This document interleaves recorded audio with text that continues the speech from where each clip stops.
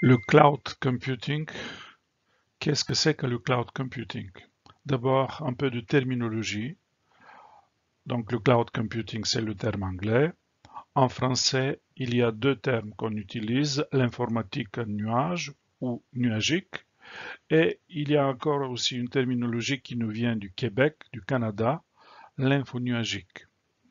Alors, le cloud computing consiste à exploiter la puissance du calcul ou du stockage de serveurs informatiques distants par l'intermédiaire d'un réseau, généralement Internet. Donc encore une fois, c'est utiliser les ressources du calcul ou du stockage du serveur, c'est-à-dire d'ordinateurs, qui sont reliés dans un réseau et le plus souvent ce réseau c'est l'Internet. Voici le schéma d'un nuage. Donc là dans les côtés vous avez les différents outils qu'un utilisateur peut utiliser dans le nuage. Des portables, donc des téléphones portables, des tablettes, des ordinateurs et des ordinateurs portables ou des serveurs. Donc, tous ces outils, portables, serveurs, postes, tablettes et d'autres types de portables, sont reliés grâce à Internet à ce nuage. Et à partir de ce nuage, ils peuvent utiliser différentes sortes de logiciels, les applications. Ils peuvent aussi utiliser l'infrastructure du nuage, c'est-à-dire ils peuvent stocker des fichiers, ils peuvent utiliser le réseau, ils peuvent utiliser les processeurs du nuage pour faire différents types de calculs. Et ils peuvent aussi utiliser les deux ensemble, les applications et l'infrastructure. Et alors, on appelle ça une plateforme.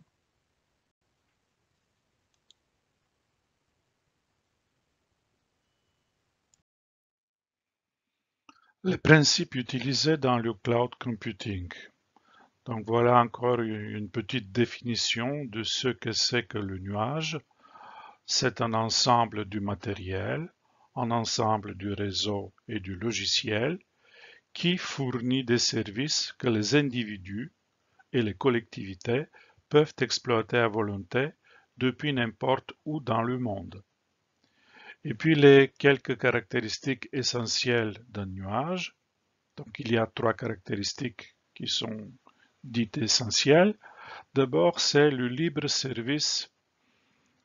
Euh, la demande du service est automatique et la réponse est immédiate. C'est-à-dire, euh, vous vous enregistrez pour avoir un service et vous avez la réponse tout de suite. Vous n'avez pas à attendre une semaine ou un mois pour avoir le service.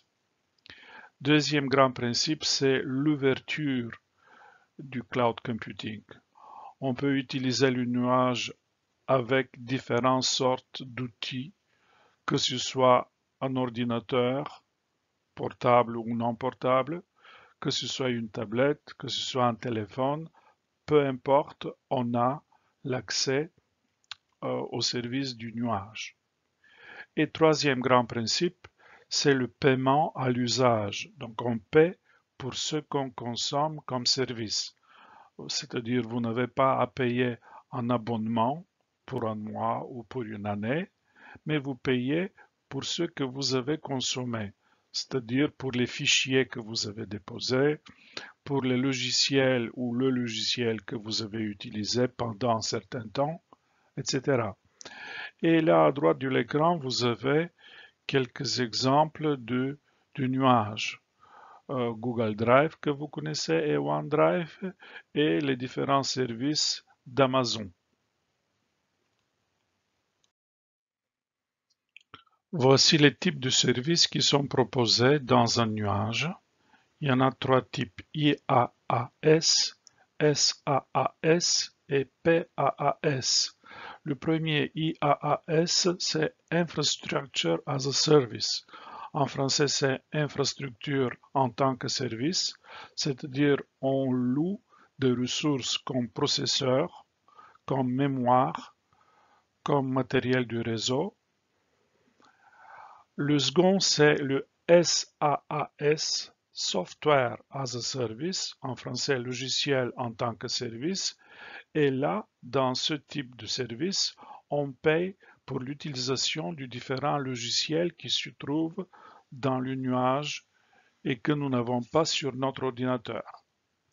Et le troisième service, le PaaS, Platform as a Service, en français, plateforme en tant que service, on loue les deux premiers, l'infrastructure, c'est-à-dire processeur, mémoire, matériel du réseau, et les différents logiciels qui sont dans le nuage.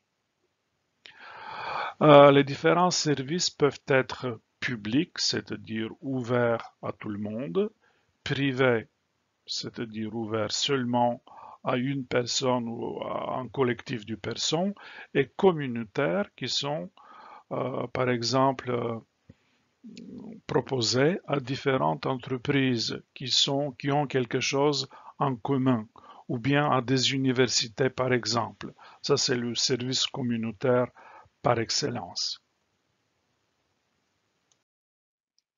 Voyons quelles sont les conditions d'utilisation d'un nuage, c'est-à-dire qu'est-ce que moi, en tant qu'utilisateur, qu'est-ce que je dois posséder pour avoir accès au service d'un nuage. Pour accéder au nuage, je peux avoir un simple ordinateur portable. Je peux aussi accéder au service du nuage grâce à une tablette. Le smartphone que j'ai toujours dans ma poche suffit aussi d'accéder au service du nuage.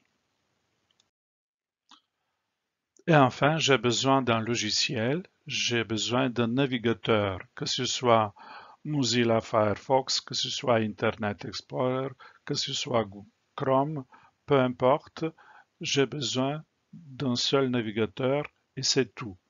Bien sûr, j'ai besoin aussi d'Internet pour avoir accès au nuage. À bientôt pour une autre vidéo.